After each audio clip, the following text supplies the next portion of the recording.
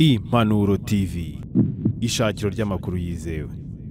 Reka nongere mbifurize gukomeza kugira ibihe byiza nshuti bakunzi b'Impanuro TV, ishakiro ry'amakuru yizewe. Muri aya masaha reka mbabwire ko mu Rwanda amakuru ari kuvugwa nuko abaminisitiri bashya muri guverinoma barimo uw'uburezi, uw'ubuzima, ushinzwe imirimo y'inama y'abaminisitiri barahiye ndetse barahirira inshingano zabo mu muhango wabereye mu nteko ishinga amategeko y'u Rwanda, ndetse unakurikirwa n'umukuru w'igihugu Perezida wa Repubulika y'u Rwanda Paul Kagame yakira izi ndahiro z'abaminisitiri bashya, bakaba bari bane n'abanyamabanga ba leta bane.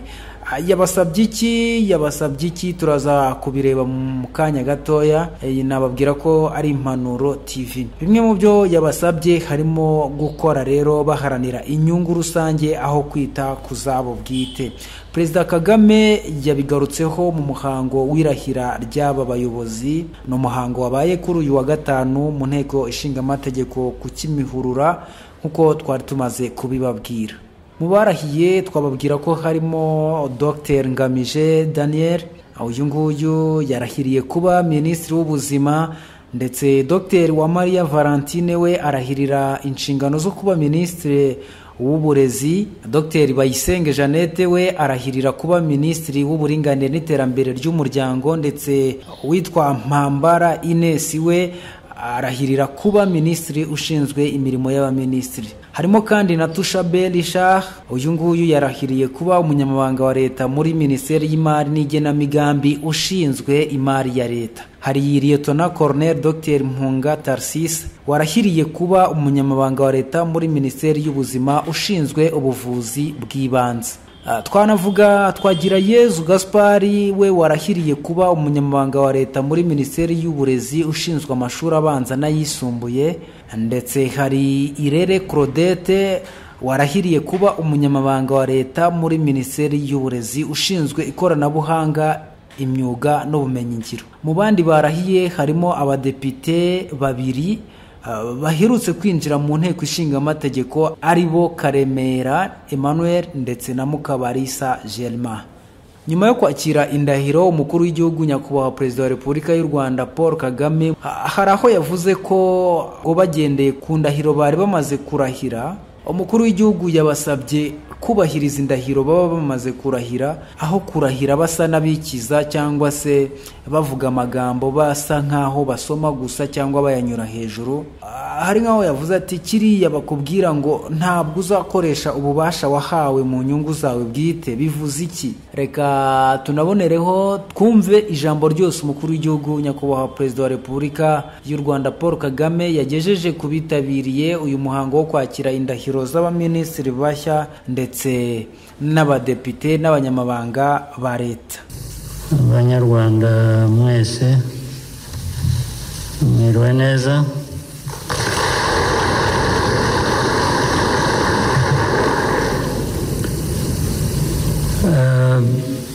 Icyaduteranije hano ngira ngo cyasobanutse, aho indahiro zimaze kwakirwa ku bantu batandukanye. Ndi bugerageze kuvuga amagambo make. Icya mbere mu gushimira abemeye gufata izo nshingano kugira ngo bafatanye n'abandi basanze, bityo dukomeze twubake igihugu cyacu.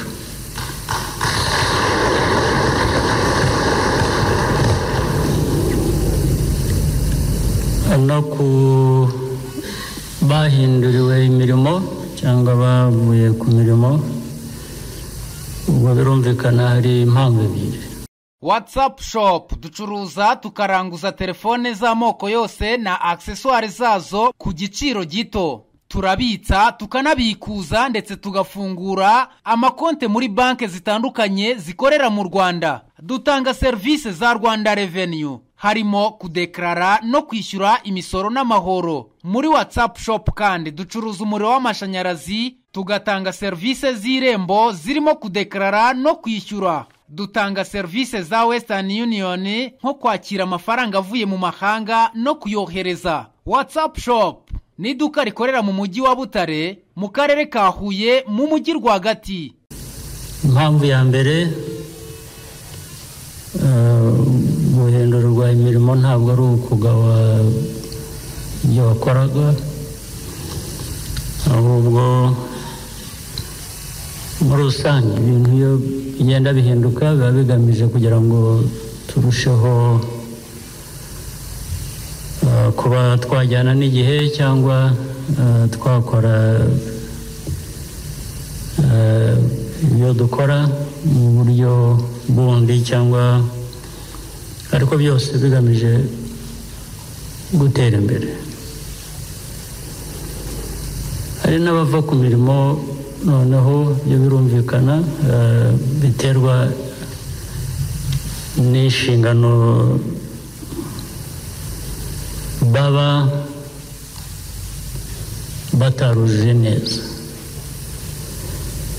ngira ngo tubivuze kenshi hano, abantu iyo bakoze neza ibyo bashinzwe birumvikana,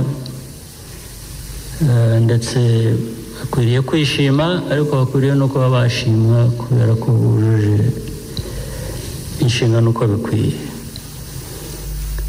Abatujuje inshingano nabo uko bikwiye, kuba bagawa nta gitangaza, uko bikwiye kuba bimeze. Twese ibyo dukora ngira ngo buriya n'uwikorera nawe afite inshingano yo kwikorera aganisha mu nzira nziza kugira ngo ibyo akora bimugirire inyungu, ariko icyo gihe buriya nta nyungu ibaho ku muntu. Ibyo avanyemo inyungu byashingiye ku kugirira abandi nabi, ntabwo bishoboka. Ushobora kunguka aho abandi bahomba, cyangwa se inyungu wabonye ikabikomoka kuko wagiriye abantu nabi. Iyo ntabwo ari inyungu. Rero ndibwira ko biraruhanya nanone, ntabwo bikorwa nk'uko byumvikana. Ubundi kumvikana biroroshye, ariko iyo bigeze mu bikorwa niho bitugora.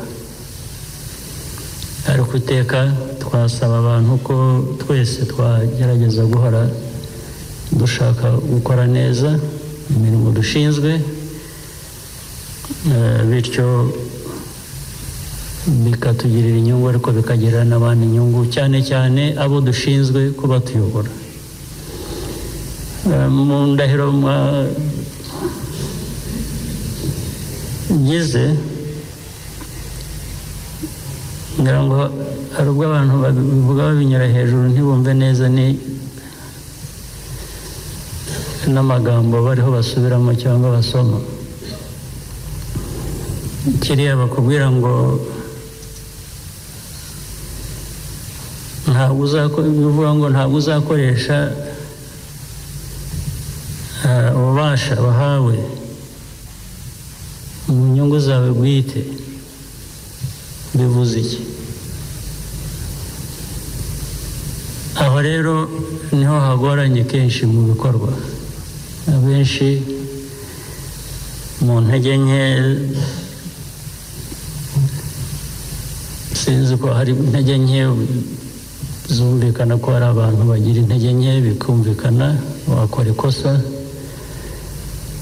ariko ibindi hari ubwo ababikora bibwira ko ahubwo ari intege nyinshi bagize barusha abandi, bakabikora babiganisha ibyo bakora, bakabiganisha mu nyungu zabo bwite. Ntabwo ari byo. ntabwo ari byo bisubiramo kenshi buri gihe. Abantu benshi inyungu rusange nizo nziza, nizo zitugirira akamaro, nizo zubaka igihugu, nizo zatuma, nibyo bizatuma tuva aho turi hatari heza tukagana aheza twifuza nk'igihugu, nk'abanyarwanda bose. Byaba ngombwa bishobotse bikagera no ku bandi batari abanyarwanda. Nagira ngo rero gusa nibutse ibyo ngibyo, ariko navuga ko igihugu cyacu kiragenda gitera imbere uko dushoboye, imbaraga zacu uko zingana, ndetse hari n'ubwo gitera imbere ugasanga bisumbye imbaraga zacu. Ukuvuga ko abantu baba bitanze, ubundi bakoze rimwe na rimwe ku buryo budasanzwe, cyangwa bakoresheje ibyo bagomba gukoresha ku buryo budasanzwe, ariko niwo muco dukwiriye kuba dufite, ko nta kindi ikibazo cyacu gihura n'imbogamizi nyinshi, hari izo dusanganywe mu gihugu cyacu tugomba guhangana nazo, tugakemura ibibazo bijyanye n'izo mbogamizi.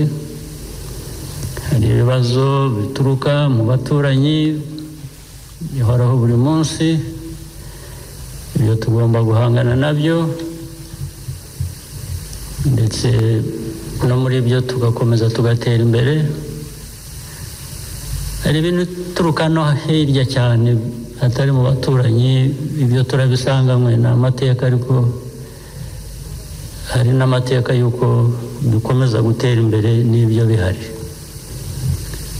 Ngira ngo rero twakomeza twebwe tukanoza imikorere yacu,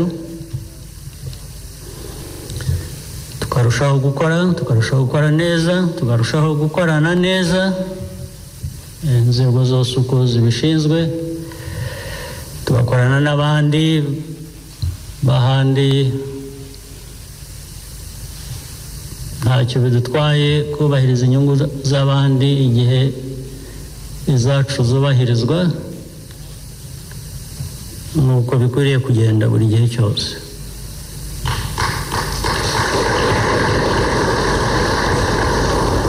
Mwabonye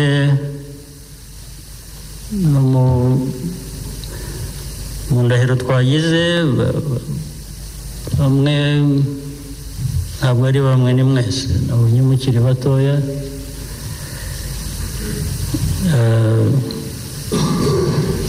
abenshi ni n'abadamu.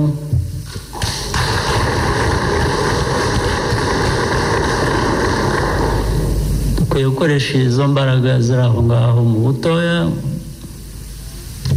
abategarugori, nitubihuza ntabwo numva igikwiye kuba kitunanira.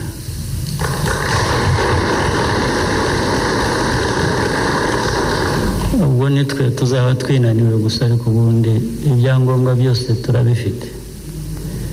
Nidukora ku mico,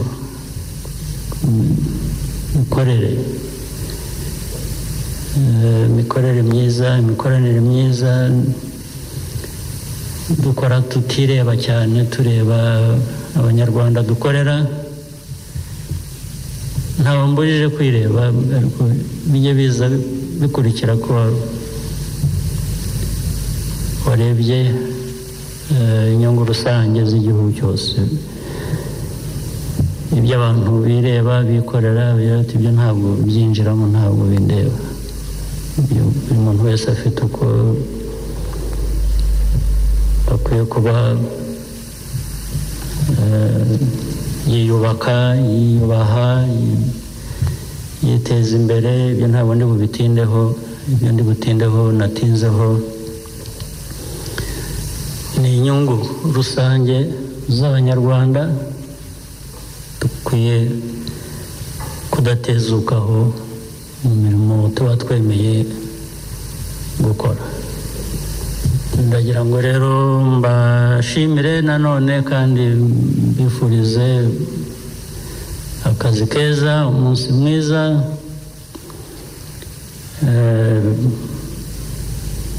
amahoro n'ubuzima bwiza mu miryango yanyu. Murakoze.